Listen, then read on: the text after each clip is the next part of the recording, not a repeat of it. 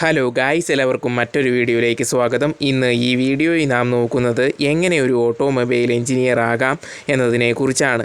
ഈ വീഡിയോയിൽ നാം നോക്കുന്നത് ആരാണ് ഒരു ഓട്ടോമൊബൈൽ എഞ്ചിനീയർ എന്നും പ്ലസ് ടുവിന് ശേഷം ഏത് കോഴ്സാണ് ഈ മേഖലയിലേക്ക് കടന്നു വരുന്നതിന് എടുക്കേണ്ടതെന്നും അല്ലെങ്കിൽ നിങ്ങൾക്ക് 10ാം ക്ലാസ്സിന് ശേഷം തന്നെ ഈ മേഖലയിലേക്ക് കടന്നു വരാൻ കഴിയുമോ എന്നുമെല്ലാം നാം ഈ വീഡിയോയിൽ നോക്കുന്നുണ്ട്.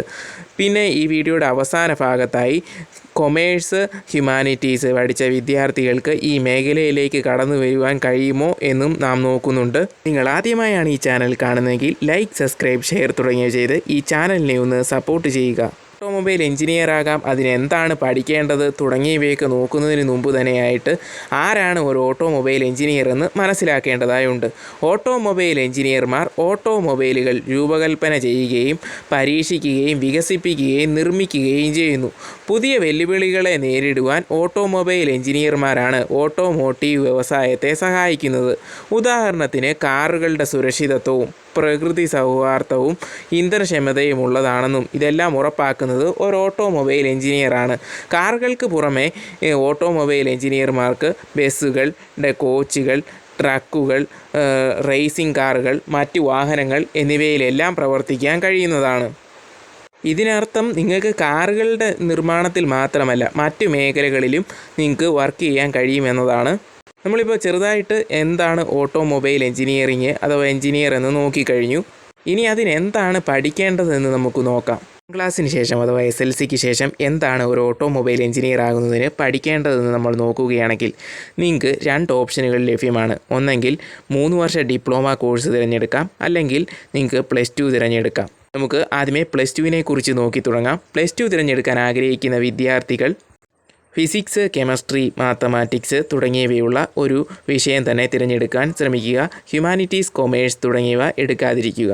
കാരണം ഇവ എടുത്തു കഴിഞ്ഞാൽ നിങ്ങൾക്ക് ഇതിൻ്റെ തന്നെ BO, BTechോ അഥവാ ഡിഗ്രി കോഴ്സുകളിലേക്ക് ഇതിൻ്റെ അഡ്മിഷൻ നേടുവാൻ നിങ്ങൾക്ക് കഴിയാതെ വരും. അതേസമയം നിങ്ങൾ പോളിടെക്നിക് കോളേജുകളിൽ 3 വർഷ ഡിപ്ലോമ കോഴ്സുകൾ ഇതിൻ്റെ ലഭ്യമാണ്. അഥവാ ഓട്ടോമൊബൈലിൻ്റെ 3 വർഷ ഡിപ്ലോമ കോഴ്സുകൾ നിങ്ങൾക്ക് ലഭ്യമാണ്. അത് നിങ്ങൾക്ക് 10ാം ക്ലാസ്സിന് ശേഷം തിരഞ്ഞെടുക്കാവുന്നതാണ്. ഇനി സ്വാഭാവികമായി ഉണ്ടായി വരുന്ന ഒരു സംശയമാണ് പ്ലസ് 2 ആണോ നല്ലത് അഥവാ ഡിപ്ലോമയാണോ നല്ലതെന്ന്. രണ്ടും നല്ലതാണ് എന്നതാണ് ഈ ചോദ്യത്തിനുള്ള ഉത്തരം. എങ്കിൽ കൂടിയും പ്ലസ് 2 എടുക്കുന്നത് വളരെ ഗുണകരമായ ഒന്നായി തീരുന്നതാണ്. എന്താണെന്ന് വെച്ചാൽ നിങ്ങൾക്ക് പ്ലസ് 2 സയൻസ് എടുക്കുമ്പോൾ ശേഷം നിങ്ങൾക്ക് ഇതിൻ്റെ 2ാം വർഷത്തിലേക്ക് അഥവാ ഡിപ്ലോമയുടെ 2ാം വർഷത്തിലേക്ക് നിങ്ങൾക്ക് ലാറ്ററൽ എൻട്രി വഴി അഡ്മിഷൻ നേടാവുന്നതാണ്. അങ്ങനെ അഡ്മിഷൻ നേടുമ്പോൾ നിങ്ങൾക്ക് പ്ലസ് 2 ഉണ്ട്, ഡിപ്ലോമയും ഉണ്ടെന്ന് ഉള്ള ഒരു ബെനിഫിറ്റ് കിട്ടും. അതല്ല പ്ലസ് 2 കഴിഞ്ഞ് നിങ്ങൾക്ക് ഈ മേഖലയിലേക്ക് അഥവാ ഡിപ്ലോമയിലേക്ക് പോകാതെ നേരെ തന്നെ ഇതിൻ്റെ ഡിഗ്രി കോഴ്സുകളിലേക്ക് പോകുവാനും കഴിയും. ഇനി നമ്മൾ അതാണ് നോക്കാൻ പോകുന്നത്. നിങ്ങൾ പോളി എടുത്താലും അഥവാ 3 വർഷ ഡിപ്ലോമ കോഴ്സ് ഇതിലെ കംപ്ലീറ്റ് ചെയ്താലും പ്ലസ് 2 കംപ്ലീറ്റ് ചെയ്താലും നിങ്ങൾക്ക് അടുത്തതായി എടുക്കേണ്ടത് ഓട്ടോമൊബൈൽ എഞ്ചിനീയറിങ്ങിലെ ഒരു ഡിഗ്രി കോഴ്സാണ്. ആ ഡിഗ്രി കോഴ്സിൽ നിങ്ങൾക്ക് 2 എണ്ണം ലഭ്യമാണ്. ഒന്ന് BE automobile engineering, BTech automobile engineering.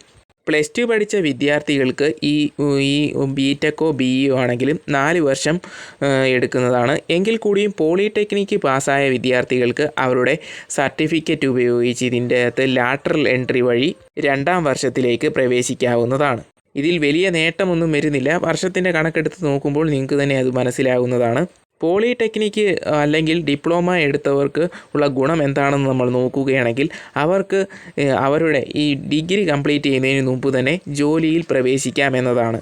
എങ്കിൽ നിങ്ങൾക്ക് പ്ലസ് 2 ഉള്ളെങ്കിൽ നിങ്ങൾക്ക് ജോലിയിൽ പ്രവേശിക്കാൻ കഴിയുന്നതല്ല. അല്ലെങ്കിൽ നിങ്ങൾക്ക് ഡിപ്ലോമയാണ് ഉണ്ടായിരുന്നതെങ്കിൽ നിങ്ങൾക്ക് നിങ്ങളുടെ ഡിപ്ലോമ സർട്ടിഫിക്കറ്റ് വെച്ച് തന്നെ ജോലി അന്വേഷിച്ച് കണ്ടെത്താൻ കഴിയുന്നതാണ്. നിങ്ങൾ BTech, BE തുടങ്ങിയവ പാസ്സായി കഴിഞ്ഞപ്പോൾ ഇതിലേതെങ്കിലും ഒന്ന് പാസ്സായി കഴിയുമ്പോൾ നിങ്ങൾക്ക് ഡിഗ്രി ലഭിക്കുന്നതാണ്. ഈ കോഴ്സുകളെക്കുറിച്ച് കൂടുതൽ അറിയാൻ വേണ്ടി വീഡിയോയുടെ ഡിസ്ക്രിപ്ഷനിലെ ലിങ്ക് നിങ്ങൾക്ക് ഉപയോഗിക്കാവുന്നതുമാണ്. ഡിഗ്രി കംപ്ലീറ്റ് ചെയ്യുമ്പോൾ തന്നെ നിങ്ങൾക്ക് അഥവാ നിങ്ങളുടെ BTechോ BEയോ ഡിഗ്രി കംപ്ലീറ്റ് ചെയ്ത് കഴിയുമ്പോൾ തന്നെ നിങ്ങൾക്ക് ഒരു ഓട്ടോമൊബൈൽ എഞ്ചിനീയറായി വർക്ക് ചെയ്യാനുള്ള എഡ്യൂക്കേഷണൽ ക്വാളിഫിക്കേഷൻ ആയെന്നതാണ്. അഥവാ അടിസ്ഥാനപരമായി ഒരു ഓട്ടോമൊബൈൽ എഞ്ചിനീയർ ആകുന്നതിനുള്ള വിദ്യാഭ്യാസ യോഗ്യത നിങ്ങൾക്ക് ഇപ്പോൾ നേടിക്കഴിഞ്ഞിരിക്കുന്നു. ഇനി നിങ്ങൾക്ക് തുടർ പഠനത്തിനോ അല്ലെങ്കിൽ ജോലിയോ അന്വേഷിക്കാവുന്നതാണ്. ഇതിൻ്റെ തുടർ പഠന മേഖലകൾ നമ്മൾ നോക്കുകയാണെങ്കിൽ ME automobile engineering, BTech MTech automobile engineering, തുടങ്ങിയ PG കോഴ്സുകൾ, പോസ്റ്റ് ഗ്രാജുവേഷൻ കോഴ്സുകൾ ഇതിന് ലഭ്യമാണ്. നിങ്ങൾക്ക് ഇതിനുശേഷം PhD, MPhil തുടങ്ങിയവയൊക്കെ എടുക്കാവുന്നതാണ്. നമ്മളിവിടെ ഇതെല്ലാം സൂചിപ്പിച്ചതിൻ്റെ കാര്യം, നിങ്ങൾക്ക് ഇതിൽ വിദ്യാഭ്യാസം കൂടും തോറും തൊഴിലവസരങ്ങൾ അഥവാ തൊഴിലിന് കിട്ടാനുള്ള സാധ്യത കൂടും. അതുകൊണ്ട് ഇവിടെ സൂചിപ്പിച്ചു എന്നുള്ളൂ. ഒരു ഓട്ടോമൊബൈൽ എഞ്ചിനീയറായി വർക്ക് ചെയ്യാനുള്ള അടിസ്ഥാന യോഗ്യത BTechോ BEയോ ഡിഗ്രി ഉണ്ടായിരിക്കണം എന്നതാണ്. എങ്ങനെ തൊഴിൽ കണ്ടെത്താമെന്ന് നോക്കുകയാണെങ്കിൽ ഇൻ്റർവ്യൂവിൻ്റെ അടിസ്ഥാനത്തിലും അല്ലെങ്കിൽ ക്യാമ്പസുകളിൽ തന്നെ നിങ്ങൾ ഡിഗ്രി പഠിച്ചുകൊണ്ടിരിക്കുമ്പോൾ തന്നെ നിങ്ങൾക്ക് ഓരോ കമ്പനികൾ വന്ന് നിങ്ങളെ ഇൻ്റർവ്യൂ ഒക്കെ ചെയ്ത് അവരുടെ കമ്പനികളിലേക്ക് നിയമിക്കുന്നതാണ്. അങ്ങനെ നിങ്ങൾക്ക് ജോലി ലഭിക്കാനുള്ള ചാൻസസ് ഉണ്ട്. വിദേശ രാജ്യങ്ങളിൽ നിങ്ങൾക്ക് ഇതിന് ശേഷം ജോലി കണ്ടെത്തുവാൻ ശ്രമിക്കാവുന്നതാണ്. ഇനി നമ്മൾ ആദ്യം സൂചിപ്പിച്ചതുപോലെ സയൻസ് എടുക്കാത്ത കൊമേഴ്സ്, ഹ്യൂമാനിറ്റീസ് മേഖലയിലുള്ള വിദ്യാർത്ഥികൾക്ക് ഈ കോഴ്സ് എടുക്കാമോ എന്ന് നോക്കുകയാണെങ്കിൽ നിങ്ങൾക്ക് ഒരിക്കലും BTechോ BEയോ എടുക്കാൻ കഴിയുകയില്ല. കാരണം നിങ്ങൾ സയൻസ് അല്ലല്ലോ +2 എടുത്തത്. നിങ്ങൾക്ക് അടുത്തതായുള്ളൊരു ഓപ്ഷൻ ഡിപ്ലോമ പഠിക്കുക എന്നതാണ്. ഡിപ്ലോമ പഠിച്ച ശേഷം നിങ്ങൾക്ക് വേണമെങ്കിൽ ഇതിൻ്റെ തന്നെ ലാറ്ററൽ എൻട്രി വഴി BTechോ BEയിലേക്ക് കടന്ന് പിന്നീട് ഈ മേഖലയിലേക്ക് കടന്നു വരാൻ കഴിയുന്നതാണ്. ഇതിലേറെ സമയനഷ്ടമുണ്ട് എന്നത് നിങ്ങൾ ഓർത്തിരിക്കേണ്ട ഒരു വസ്തുത തന്നെയാണ്. നിങ്ങൾക്കെല്ലാവർക്കും ഈ വീഡിയോ ഉപകാരപ്രദമായെന്ന് കരുതുന്നു. ഉപകാരപ്രദമായ ലൈക്ക്, സബ്സ്ക്രൈബ്, ഷെയർ തുടങ്ങിയവ ചെയ്ത് ഈ ചാനലിനെ ഒന്ന് സപ്പോർട്ട് ചെയ്യുക. ഇനിയുള്ള സംശയങ്ങൾ കമൻറ്റായി നിങ്ങൾക്ക് രേഖപ്പെടുത്താവുന്നതാണ്.